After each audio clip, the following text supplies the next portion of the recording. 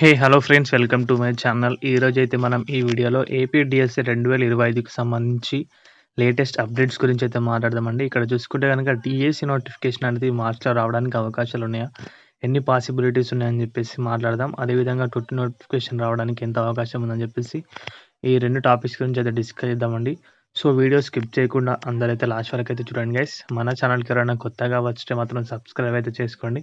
Daily ఇలాంటి updates మన ఛానల్‌లో అందుబాటులో ఉంటాయి. Without any wasting the time let's begin the video.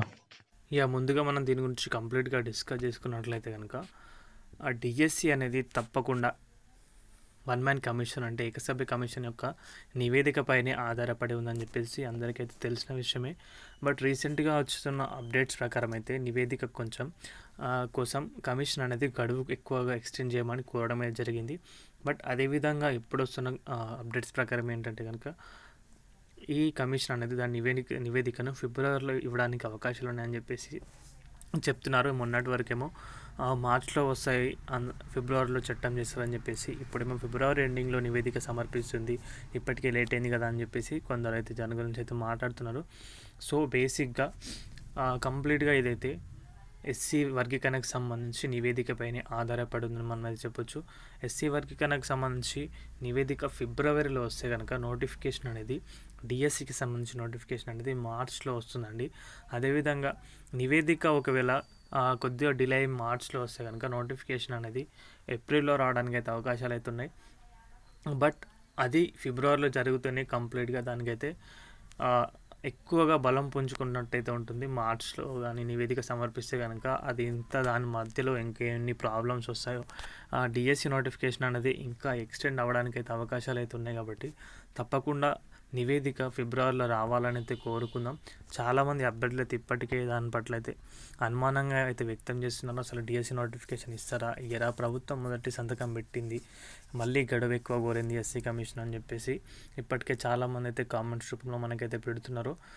But ఇంకా తప్పకుండా అయితే నోటిఫికేషన్ అనేది ఈ మార్చ్లో కానీ ఏప్రిల్లో కానీ ఉండడానికి అయితే ఎక్కువ ఆస్కారం అయితే ఉందండి. ఈ విషయాన్ని అయితే అందరూ గమనించగలరు. సో టెట్ గురించి వెయిట్ చేసిన అభ్యర్థులు అయితే వారికి కొంత సమయం దొరికిందని చెప్పొచ్చు. ఈ 2 నెలల సమయంలో అయితే తప్పకుండా ప్రభుత్వం అనేది ఇంకొక టెట్ అనేది తీసుకురావడానికి అయితే అవకాశాలు అయితే ఉన్నాయండి. 90% అయితే అవకాశాలు అవుతున్నాయి. ఎందుకంటే కనుక ఈ సమయంలో ప్రభుత్వం అనేది ఖాళీగా ఉంటే కనుక ప్రభుత్వం పైన ఎక్కువగా అభ్యర్థుల నుంచి బర్డెన్ పడే అవకాశాలు అయితే ఉంటాయి. సో ఈ గ్యాప్లో ఇంకొక టెట్ తీసుకొస్తే కనుక కొద్దిగా అటువైపు షిఫ్ట్ అవుతుంది. కాబట్టి ప్రెజర్ అనేది తప్పకుండా ప్రభుత్వం ఇంకొక టెట్ తీసుకురావడానికి అయితే ఆలోచన అయితే ఉంటుంది.